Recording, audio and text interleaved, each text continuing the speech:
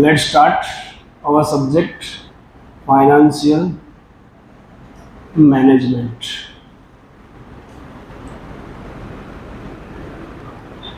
Business में सबसे important item finance, वो नहीं होगा तो बिजनेस चलेगा ही कैसे। हमारी बॉडी में जैसे ब्लड की रिक्वायरमेंट होती है वैसे ही बिजनेस में फाइनेंस की रिक्वायरमेंट होती है। अभी फाइनेंस मतलब आपको पता चल ही जाता है ना कि हमेशा बात होगी पैसों की, हम मनी रिलेटेड बात ही करने वाले हैं इसमें। और पैसों का मैनेजमेंट में तो बहुत सारी चीज़ें आती है ना, आपने पढ़ा भी है, प्लानिंग, ऑर्गेनाइजिंग, डायरेक्टिंग, कंट्रोलिंग, वो सब चीज़ें आएगी पैसों की। और डायरेक्टिंग के साथ साथ डिसीजन मेकिंग भी आता है, तो majority decision making activities, finance के related decision making activities, money के related decision making activities financial management में हम पढ़ने वाले हैं। ठीक है, अभी फाइनेंस बिजनेस में फाइनेंस आने के बाद कुछ मेजर कैटेगरीज होती है जहां फाइनेंस का यूज होता है। Generally major categories of decisions, finance के रिलेटेड मेजर डिसीजंस हमको बिजनेस में जो लेने होते हैं उसके बेसिस पे हमारा पूरा ये सब्जेक्ट बेस्ड है। सबसे पहला डिसीजन क्या होना चाहिए? फाइनेंसिंग डिसीजंस कहते हैं हम उसको। What is the meaning of financing decision? पैसा कहाँ से लाना है, हम पढ़े भी है ना कैश फ्लो में, cash flow from financing activities पढ़े थे। फाइनेंसिंग एक्टिविटीज मतलब कहाँ से पैसा आएगा। ओके, तो फाइनेंसिंग एक्टिविटीज मतलब we have to take decisions relating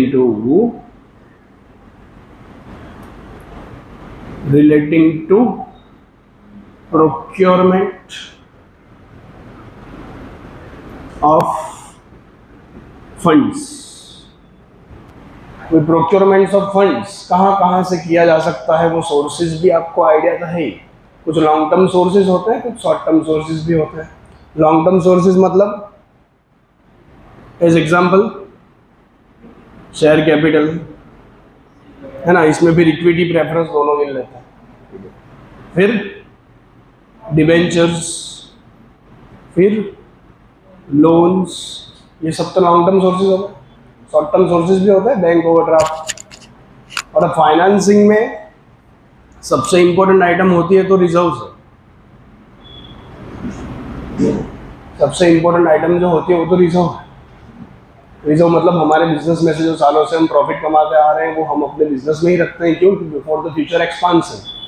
आगे फ्यूचर में पैसे की रिक्वायरमेंट होगी तो हम कहाँ से लाएंगे, तो ये भी एक बहुत इंपॉर्टेंट सोर्स ऑफ फाइनेंस हो सकता है।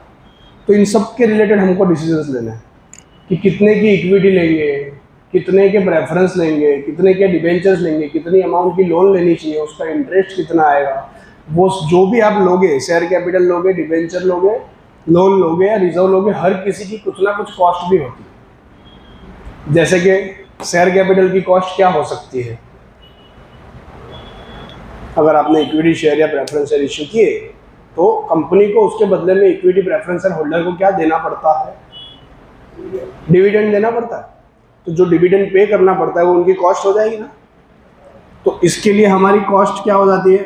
डिविडेंड पे करना। डिबेंचर या लोन लोगे तो उसके लिए हमारी कॉस्ट क्या हो जाती है? इंटरेस्ट पे करना। रिजर्व्स के लिए देखा जाए तो प्रैक्टिकली कोई कॉस्ट नहीं होती। प्रैक्टिकली देखा जाए तो उसकी कोई कॉस्ट नहीं होती, बट हम मान लेते हैं कि जो इक्विटी कैपिटल की कॉस्ट है, क्योंकि ये भी है तो ओनर का ही, तो हम अपॉर्चुनिटी कॉस्ट इसमें अज्यूम करते हैं। तो इसमें जो डिविडेंड की कॉस्ट होती है ना, सेम परसेंटेज रिजर्व की कॉस्ट भी कंसिडर करते हैं। तो ये सबकी कॉस्ट के ऊपर क्यों जा रहा हूँ मैं? क्योंकि सोर्स सिलेक्ट करते वक्त हमको सबसे इंपॉर्टेंट होता है जानना cost of our capital. Capital मतलब वही जो पैसे ला रहे हो उसको ही कैपिटल कहते हैं। जो भी कैपिटल लाए उसकी कॉस्ट क्या होगी वो जानना सबसे ज़्यादा जरूरी होता है। और वो भी इंडिविजुअल कॉस्ट नहीं बोल रहा मैं, एवरेज कॉस्ट ऑफ कैपिटल जाननी होती है। बिजनेस की टोटल कॉस्ट कितनी होगी, उसके लिए हमारे पास एक चैप्टर है आप अपना इंडेक्स निकालो, इंडेक्स में कॉस्ट ऑफ कैपिटल नाम दिखेगा। यूनिट 4 में आपको चैप्टर का नाम दिखेगा, कॉस्ट ऑफ कैपिटल दिखा, तो ये आप वहां पढ़ोगे यूनिट 4 में कॉस्ट ऑफ कैपिटल। ये तो मैंने इंडिविजुअली कॉस्ट ऑफ कैपिटल भी ढूंढ ली, इसकी ढूंढूंगा, इसकी भी ढूंढूंगा, इसकी भी ढूंढूंगा, हर किसी की कॉस्ट ऑफ कैपिटल हम ढूंढेंगे इधर। इसका यूज करके हमको एक बेस्ट कैपिटल स्ट्रक्चर बनाना होता है। बेस्ट मतलब क्या है, कोई भी एक चीज नहीं लेते हैं, इसमें कॉम्बिनेशन लिया जाता है। ऐसा नहीं होता कि सिर्फ शेयर इश्यू कर दो काम खत्म हो गया, ऐसा भी नहीं होता कि सिर्फ डिबेंचर इश्यू कर दो काम हो गया, नहीं। शेयर हो के डिबेंचर हो, कॉम्बिनेशन लिया जाता है, क्योंकि इसमें आपको कोई फिक्स्ड पेमेंट करने की रिक्वायरमेंट नहीं होती। शेयर कैपिटल में रिफंड करना होता है उसको, इक्विटी को कुछ ना कुछ देना पड़ेगा, कंपलसरी देना पड़ेगा, ऐसा होता है। प्रॉफिट हुआ तो ठीक, देना है तो दो, प्रॉफिट हुआ फिर भी अगर नहीं देना है तो भी चलता है। बट डिबेंचर या लोन हो गया, उसमें तो कंपलसरी देना पड़ता है। इसीलिए कहा जाता है कि ये थोड़ा रिस्की और ये सेफ है। कितना रिस्क आप लेना चाहोगे, कितना सेफ रहना चाहोगे, there are so many things we have to consider before deciding that capital structure. तो कैपिटल स्ट्रक्चर पढ़ने के लिए भी हमारे पास एक चैप्टर का ही नाम है, सेम नाम है कैपिटल स्ट्रक्चर। देखो कहीं मिलेगा यूनिट 3 में कैपिटल स्ट्रक्चर। ये इंडिविजुअल कॉस्ट का कौन सा कॉम्बिनेशन लेना चाहिए वो समझने के लिए आता है कैपिटल स्ट्रक्चर। समझ में आया? ऐसा कैपिटल स्ट्रक्चर सिलेक्ट करना चाहिए जिससे हमारी कॉस्ट मिनिमम हो। वो हमारा मेन गोल होता है कब? When we are going to take financing decisions. और वो लेते वक्त हमारे लिए 2 चैप्टर तो साथ में आते ही हैं, cost of capital and capital structure. But सिर्फ एक ही चीज़ नहीं होती, मिनिमम कॉस्ट। मिनिमम कॉस्ट भी होता है, साथ साथ में हमको रिस्क कितना होगा कोई भी कैपिटल चूज करते वक्त वो भी ध्यान में रखना पड़ता है। रिस्क का भी एनालिसिस करना पड़ता है कि जैसे ही आप बिजनेस में डिबेंचर फंड या लोन फंड इंट्रोड्यूस करते हो, रिस्क शुरू हो जाता है आना। क्यों? क्योंकि उनको फिक्स्ड इंटरेस्ट देना होता है ना। अभी बात हो रही थी, फिक्स इंटरेस्ट जब तक नहीं देना होगा तब तक तो हम सेफ है। बट जैसे ही आपने डिबेंचर लोन उठाई, आपको फिक्स रिटर्न में कुछ ना कुछ देना होगा, ठीक है। तो रिस्क भी एनालाइज करना होता है, और रिस्क के एनालिसिस के लिए एक चैप्टर है हमारे पास, लीवरेज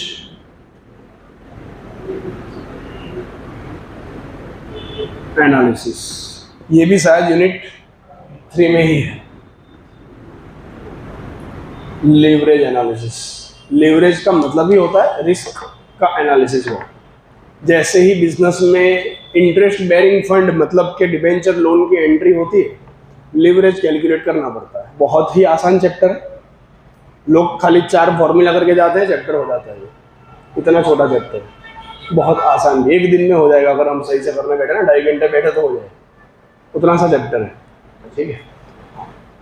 फाइन, ये तो हुआ हमारा फाइनेंसिंग डिसीजन। और फाइनेंसिंग डिसीजन के रिलेटेड देखा आपने कि 3 चैप्टर है हमारे पास, cost of capital, capital structure and leverage analysis. ये तीनों के तीनों हमारे लिए मेजॉरिटी फाइनेंसिंग डिसीजन पे डिपेंड करते हैं। एक हो गया फाइनेंसिंग डिसीजन, दूसरा हो जाएगा पैसे तो आए, पैसे लाने के बाद कहाँ उसका यूज होगा। इन्वेस्टिंग डिसीजंस भी होना चाहिए रेगुलर बेसिस पे कि एक बार फंड आया उसको आप इन्वेस्ट कहाँ करोगे। अभी इन्वेस्ट करोगे मतलब कहाँ कहाँ हो सकता है इन्वेस्टमेंट, वो भी जैसे कि सोर्सेज भी लॉन्ग टर्म शॉर्ट टर्म होते हैं, वैसे इन्वेस्टमेंट भी शॉर्ट टर्म और लॉन्ग टर्म हो सकता है। बिजनेस में जनरली सबसे पहले इन्वेस्टमेंट की रिक्वायरमेंट होती है और उसके बाद रिक्वायरमेंट होती है शॉर्ट टर्म में। लॉन्ग टर्म मतलब कहाँ होता है यार, जनरली कहाँ होता है? फिक्स्ड एसेट्स में। शॉर्ट टर्म मतलब कहाँ होता है? करंट एसेट्स में। लॉन्ग टर्म मतलब जनरली फिक्स एसेट में, मतलब आपका जो पैसा आया वो पैसा आप कौन सी फिक्स एसेट में इन्वेस्ट करोगे। बिल्डिंग हो गया, मशीनरीज हो गई, उसके बाद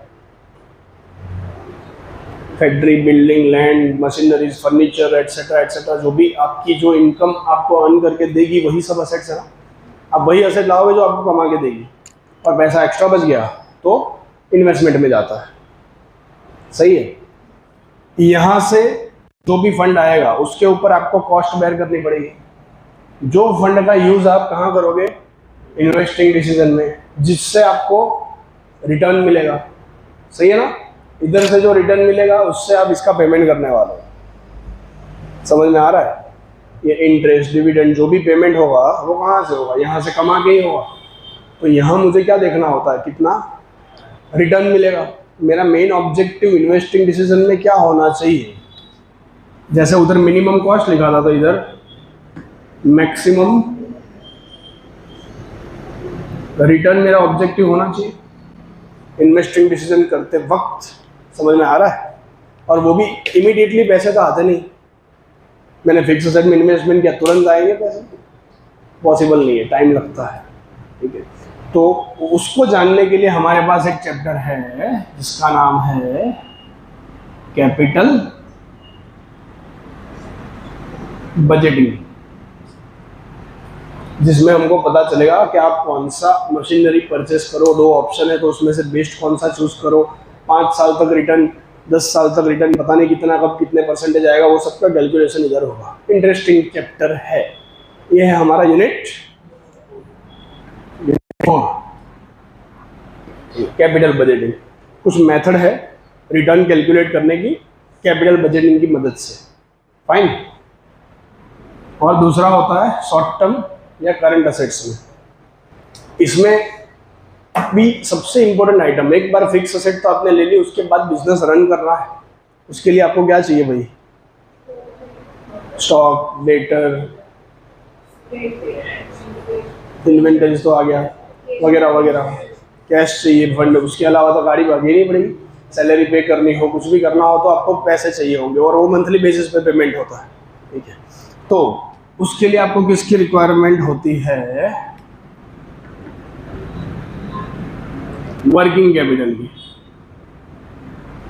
बिजनेस में वर्किंग कैपिटल कितनी होगी, उसके लिए एक यूनिट पूरा है आपके लिए, यूनिट 2।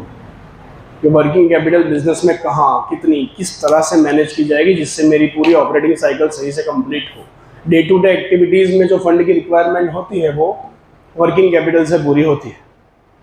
तो जैसे कि आपने कुछ परचेज किया, पेमेंट करना पड़ता है। ठीक है।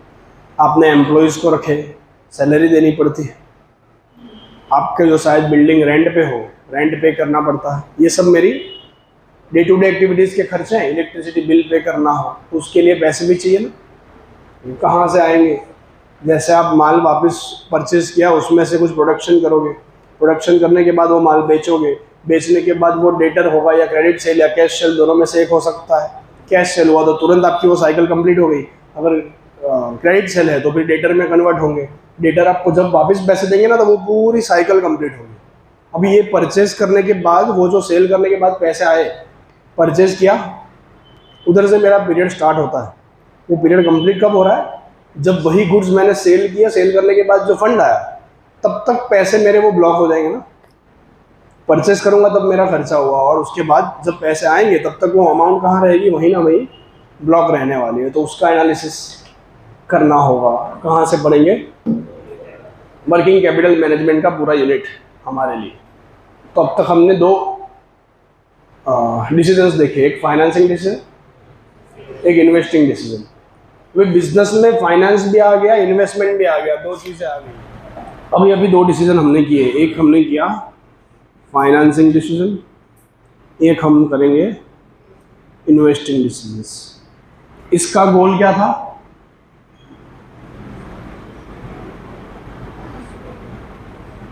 इसका गोल हमारा क्या था, मिनिमम कॉस्ट आए, ये हमारा मेन गोल था।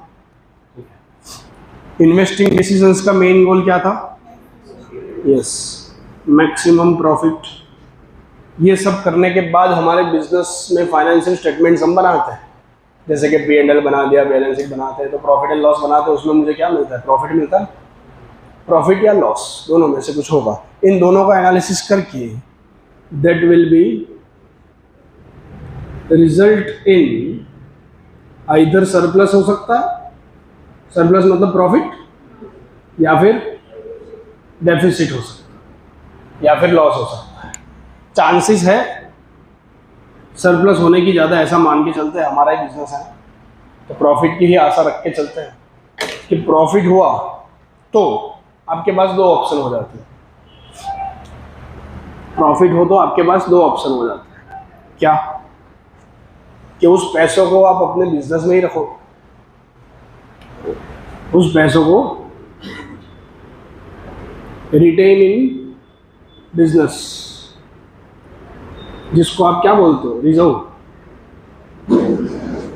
बिजनेस में ही जो अमाउंट को रिटेन किया जाता है, प्रॉफिट का जो पोर्शन, उसको हम रिजर्व कहते हैं। ये एक ऑप्शन हो गया, बिजनेस में ही रिटेन करेंगे। या फिर पे टू शेयर होल्डर्स,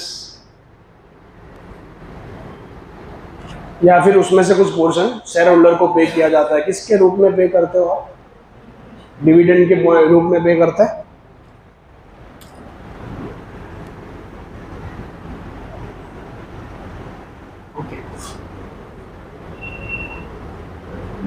इसको हम डिविडेंड के रूप से पे करते हैं। अभी डिविडेंड में यही मैं एक पॉइंट था, दूसरा पॉइंट था, यही मेरा तीसरा पॉइंट है। Third point of decision making is dividend decisions. Dividend decision, इसके लिए कुछ अलग अलग रेशियो भी ढूंढने होते हैं और उसको कैलकुलेट करने के लिए भी हमारे पास मेथड है। रेशियो से भी काम आएगा, उसमें कोई पर्टिकुलर पार्ट है जो डिविडेंड डिसीजन को अफेक्ट करता है, ठीक है, पूरा का पूरा अफेक्ट नहीं करता है। तो फाइनेंसिंग से हमने मिनिमाइजेशन ऑफ कॉस्ट किया, रिस्क एंड रिटर्न का एनालिसिस किया, इन्वेस्टमेंट डिसीजन से मैक्सिमम प्रॉफिट कमाने की कोशिश की, जिससे हमारा रिजल्ट सरप्लस या डेफिसिट में आता है। उसके दो पार्ट हो सकते हैं, either you are going to pay to the share holders और you will retain that amount in the business. अगर रिटेन कर दिया तो वही अमाउंट को वापस फाइनेंसिंग में री इन्वेस्ट हो सकता है। यहाँ पे हमने एक सोर्स लिखा भी था, रिजर्व, याद हो तो, ठीक है। तो कितना फ्यूचर एक्सपांशन के लिए रखना हो तो इसी सर्कल से हमारा पूरा फाइनेंसिंग मैनेजमेंट वर्क करता है। अगर फाइनेंस मैनेजमेंट सही से समझना हो तो ये एक हमारा जो डायग्राम है, तीन मेजर डिसीजंस तीन होते हैं। वैसे मैंने कुछ मेजर कैटेगरीज लिखी है ना इधर, मेजर कैटेगरीज ऑफ डिसीजन, उसमें तीन मेजर कैटेगरीज होती है, एक financing, investing and dividend decisions. This three are the major categories. उसके अलावा भी है दूसरी कैटेगरीज, वो नाम लिख देता हूं मैं, ज़्यादा डिटेल में नहीं जा रहा। चौथी कैटेगरी 1 2 3 4,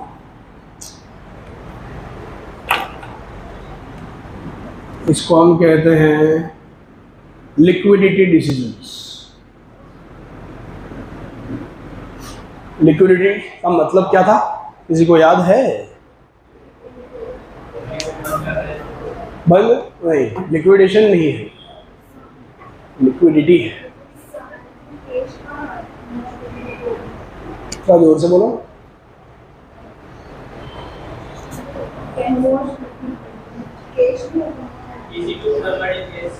वो तो है ही कि how easily we can pay our current liabilities out of our current assets, that is called as liquidity decision.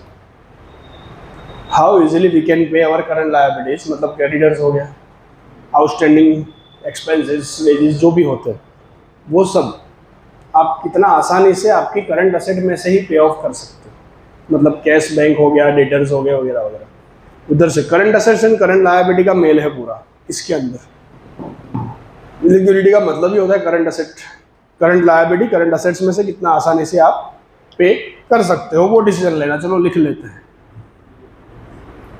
पे to current liabilities out of current assets.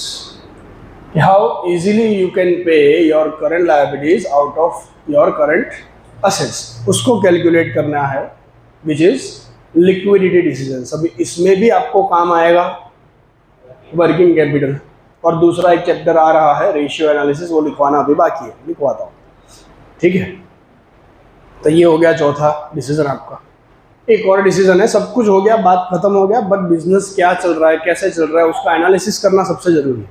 ये तो सिर्फ हमने हर फाइनेंस का मेजर डिसीजंस ले लिए, ठीक है, बट फ्यूचर में कुछ और डिसीजंस लेने हो कि हमारा काम किस तरह से चल रहा है, मुझे सच में एक्सपांशन करना चाहिए कि नहीं, मैं मेरे इंडस्ट्री स्टैंडर्ड्स के बेसिस पे चल रहा हूँ कि नहीं चल रहा हूँ, या फिर मेरे पास्ट परफॉर्मेंस के बेसिस पे मैं चल रहा हूँ कि नहीं चल रहा हूँ, कि मेरा बजटेड का जो प्लान था उस बजट के हिसाब से हमारा परफॉर्मेंस है कि नहीं, वो सब चीज़ों के लिए हमको परफॉर्मेंस एनालिसिस करना बहुत ज़रूरी है। क्या करना?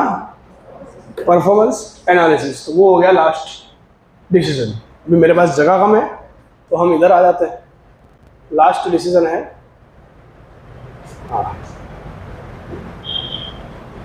Performance evaluation decisions. परफॉर्मेंस को इवैल्यूएट करने के डिसीजंस भी फाइनेंशियल मैनेजमेंट में ही अफेक्ट होते हैं। देखो, फाइनेंशियल मैनेजमेंट डिसीजन मेकिंग के लिए है, और लास्ट सेमेस्टर में आप जो पढ़े थे मैनेजमेंट अकाउंटिंग, याद है, उसमें भी कई टेक्निक थी जो डिसीजन मेकिंग के लिए काम आती। तो दोनों मिक्स होता है इधर, इस जगह पे आकर। उधर भी परफॉर्मेंस इवैल्यूएशन होता है, इधर भी परफॉर्मेंस इवैल्यूएशन होता है। तो कुछ चैप्टर उधर के हैं, इधर काम आते हैं। जैसे कि आपने लास्ट पढ़ा भी, उधर पढ़ा था बजटरी कंट्रोल, पढ़ा था ना, बजटरी कंट्रोल। फिर आप पढ़े थे स्टैंडर्ड, पढ़े थे? क्यों काम आता है ये? स्टैंडर्ड को एक्चुअल से कंपेयर करते हो और वेरिएंस फाइंड आउट करके आप डिसीजन ले सकते हो कि कितना गलत हूँ मैं तो सुधार सकते हो। ठीक है, उसका एनालिसिस था, वो भी परफॉर्मेंस इवैल्यूएशन ही तो है। ठीक है। दूसरा, कॉर्पोरेट में आप पढ़े cash flow analysis, fund flow analysis, पढ़े ना सब कुछ। कैश फ्लो, फंड फ्लो का एनालिसिस भी हमारे परफॉर्मेंस को इवैल्यूएट करने के लिए ही होता है। कैश फ्लो मतलब कितना कैश का इनफ्लो हुआ, कितना आउटफ्लो हुआ, कितना कम पड़ रहा है, ज़्यादा होगा तो उसका क्या करेंगे, वो सब चीज़ें भी डिसीजन मेकिंग रिलेटेड ही है। ठीक है। फंड फ्लो में ओवरऑल फंड का देखा जाता है। फाइन। उसके अलावा एक सबसे इम्पोर्टेंट है जो अभी हमको पढ़ना होगा, रेशियो एनालिसिस। ये होगा आपके यूनिट 1 में, पहला यूनिट ही है रेशियो एनालिसिस। गुणोत्तर विश्लेषण, कल ही बात की थी हमने। रेशियो का एनालिसिस किया जाएगा। वो भी क्यों किया जाता है रेशियो एनालिसिस? परफॉर्मेंस इवैल्यूएशन के लिए। मैंने कल भी बताया था, हमारे फाइनेंशियल स्टेटमेंट का एनालिसिस करने के लिए रेशियो एनालिसिस बनाया गया है। वो भी एक एग्जांपल दिया था ना कि कोई कॉमन मैन को बिठा दो, उसको फाइनेंशियल स्टेटमेंट दे दो, उसको उतना इजीली नहीं समझ में आता। ठीक है, बट हम जैसों को दोगे तो हम थोड़ा बहुत समझेंगे, बट मास्टर्स होगा तो उसको सही से समझ में आएगा, क्योंकि उसको पढ़ने में आता है वो चीज़ कि फाइनेंशियल स्टेटमेंट का एनालिसिस कैसे करें। ठीक है। बाकी कॉमन मैन के लिए ये सबसे आसान है रेशियो एनालिसिस समझना, बहुत इजी है, ये भी इंटरेस्टिंग है ये भी। ठीक है, मज़ा आएगा पढ़ने में। तो आपके चारों यूनिट हमने कवर कर लिए 5 डिसीजन के अंदर अंदर, आप देख सकते हैं। फाइनेंशियल मैनेजमेंट मतलब money related decision making activities होगी। ठीक है, जिसमें we have to take decisions. There are total 5 categories of decision जो हमने इधर लिखी है। पहली कैटेगरी लिखी थी हमने financial decisions means from where you are going to procure your fund. Procure मतलब गेट, प्राप्त करना बोलते हैं हम। जिसके हमने कुछ सोर्सेज भी लिखे इधर के, share capital, debenture, loan etcetera, अलग अलग जगह से फाइनेंस होता है एटसेट्रा, अलग अलग जगह से फाइनेंस होता है। शॉर्ट टर्म फाइनेंस भी फाइनेंस कहा जाता है, मैंने लिखा भले नहीं हो, बैंक ओवरड्राफ्ट हो गया वगैरह वगैरह, वो भी फाइनेंस ही, बट वो शॉर्ट टर्म के लिए होता है। ठीक है, कोई भी फाइनेंस लोगे उसके लिए कुछ ना कुछ कॉस्ट हमको पे करनी होती है, और वो कॉस्ट मेरी मिनिमम आए वो उद्देश्य के साथ आपको cost of capital and capital structure chapter पढ़ने होंगे, with risk covered in that, risk के साथ एनालिसिस करते हुए। उसके लिए आपके पास लीवरेज एनालिसिस पढ़ना है। ठीक है, जैसे ही फाइनेंस आ गया, सेकंड डिसीजन होता है हमारा इन्वेस्टिंग डिसीजन। तो investing decision either in long term या शॉर्ट टर्म में होगा। लॉन्ग टर्म में होगा तो फिक्स असेट्स में हो सकता है। उसको समझने के लिए हमारे पास चैप्टर है कैपिटल बजटिंग का, जो यूनिट 4 में आएगा। और शॉर्ट टर्म फाइनेंस को समझने के लिए हमारे पास चैप्टर है वर्किंग कैपिटल, जो पूरा यूनिट 2 है। एक ही चैप्टर है पूरा यूनिट 2 में, लेंथी चैप्टर है बट इंटरेस्टिंग है। ठीक है, ये दोनों काम हमारे हो गए। तो इस दोनों काम करने के बाद either you will earn profit और लॉस, सरप्लस होगा या डेफिसिट होगा। अगर सरप्लस होगा तो आप 2 ऑप्शन में जा सकते हो, either you will pay dividend to the share holders और you will retain that fund into the business. Retain करोगे तो वापस फाइनेंसिंग के साथ शिफ्ट हो जाता है। बट अगर डिविडेंड है तो उसके लिए डिविडेंड डिसीजंस लेना होता है, कितना देना कितना नहीं देना। उसके लिए स्पेसिफिक चैप्टर नहीं हमारे पास, बट डिविडेंड डिसीजंस करके टॉपिक आता है, ठीक है, हम पढ़ेंगे उसको पर्टिकुलर चैप्टर के अंदर। ये तीसरा डिसीजन हो गया हमारा। उसके बाद मैंने देखा था 3 मेजर कैटेगरीज ऑफ डिसीजन थे। उसके बाद और 2 कैटेगरी है।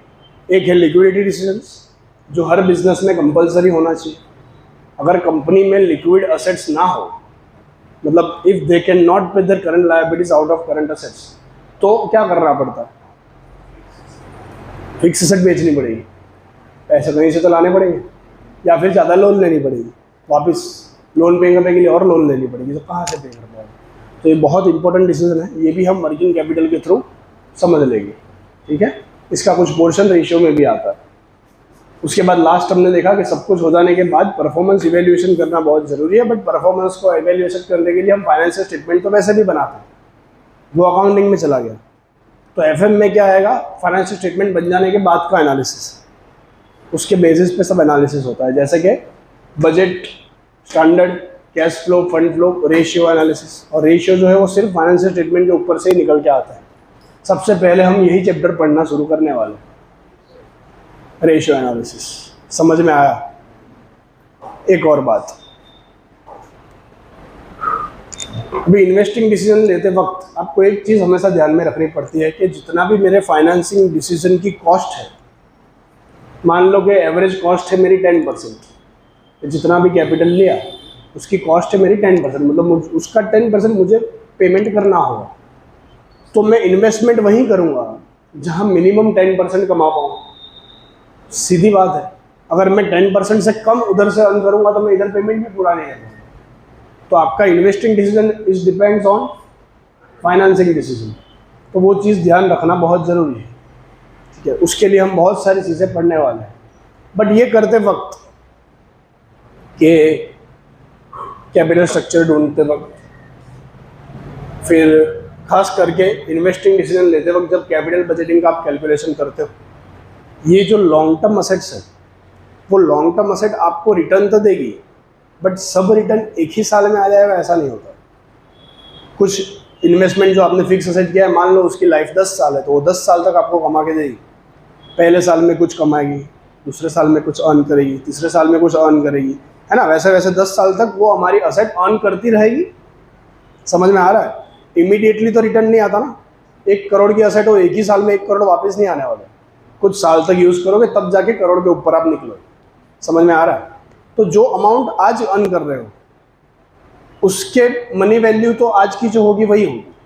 मनी वैल्यू जो आज अर्न कर रहे हो उसकी मनी वैल्यू परफेक्ट, आज आपने 100 रुपये कमाए, उसकी वैल्यू 100 रुपये ही है, प्रॉब्लम नहीं। बट वही 100 रुपये आपने 1 साल बाद कमाया, अभी नेक्स्ट 1 साल बाद, तो 1 साल बाद जब वो दिन आएगा ना तब उसकी वैल्यू 100 रुपये ही होगी। बट आज अगर वो 1 साल बाद वाले 100 रुपये की वैल्यू ढूंढनी हो, आज वो 1 साल बाद वाले 100 रुपये की वैल्यू मुझे ढूंढनी हो, तो ज़्यादा आएगी ये कम आएगी, वो बताओ। आज आपने 100 रुपये अर्न किए, मैंने बोला मेरे को 100 रुपये दे दो, 1 साल बाद मैं आपको 100 वापस दे दूँगा, तो आपको एक्चुअली कितने मिले? 100 मिले होंगे, कम मिले होंगे? कम मिले ना। क्यों? क्योंकि मनी वैल्यू घटती है। इन्फ्लेशन की वजह से, रिस्क की वजह से मनी वैल्यू रिड्यूस होती है, तो 1 साल बाद मिलने वाला पैसा आज मिलने वाले पैसों से कम ही होता है। इसीलिए इंटरेस्ट देती है बैंक, है ना। मेन रीज़न वो है, इन्फ्लेशन का रीज़न है। तो money value today is always more than money value tomorrow. आप 100 रुपये लेके मार्केट में निकलोगे सब्जी लेने, उसी सब्जी को लेने के लिए 1 साल बाद निकलना कम आएगी कंपैरेटिवली। सही है? ये तो एक छोटी सा एग्जांपल है हमारे रूटीन एक्टिविटीज़ का है, ठीक है। तो money value today is always more than money value tomorrow. तो जितना जल्दी पैसा आए उतना अच्छा है, दिया हुआ पैसा खास करके। समझ में आ रहा है? तो ये स्टडी करने के लिए, कैपिटल बजटिंग को स्टडी करने के लिए ये मनी वैल्यू का कंसेप्ट ऐड होता है हर बार। ये स्टडी करने के लिए एक मनी वैल्यू का कंसेप्ट ऐड होता है जिसको हम कहते हैं टाइम वैल्यू ऑफ मनी, जिसको हम कहते हैं टाइम वैल्यू ऑफ मनी का कंसेप्ट, जिसमें फ्यूचर वैल्यू को प्रेजेंट वैल्यू में कन्वर्ट करना, प्रेजेंट वैल्यू को फ्यूचर वैल्यू में कन्वर्ट करना, वो सब चीज़ें सीखेंगे। ठीक है, थोड़ी मैथमेटिक्स की मदद लेके सीखेंगे। क्यों करना पड़ता है? क्योंकि ये डिसीजन तो मुझे आज लेना है और ये एसेट मुझे कमा के देगी 10 साल तक। तो मैं उसका डिसीजन अगर आज लेने जा रहा हूँ तो मुझे टाइम वैल्यू ऑफ मनी को ध्यान में रखना ही पड़ेगा। अगर मैंने उसको बिना ध्यान में रखे कर लिया तो शायद मेरा डिसीजन गलत हो सकता है। समझ में आया क्या? तो एक चैप्टर लिखना बाकी था, वो भी लिख लिया मैंने। ये भी आप यूनिट 1 में पढ़ने होंगे। तो आपका unit 1 ratio analysis, time value of money और थोड़ी इंट्रोडक्शन की थियरी। फिर आपका यूनिट 2 देखेंगे तो सिर्फ एक चैप्टर है, वर्किंग कैपिटल मैनेजमेंट। ठीक है। यूनिट 3 आप देखोगे तो leverage analysis, capital structure, 2 chapter होंगे।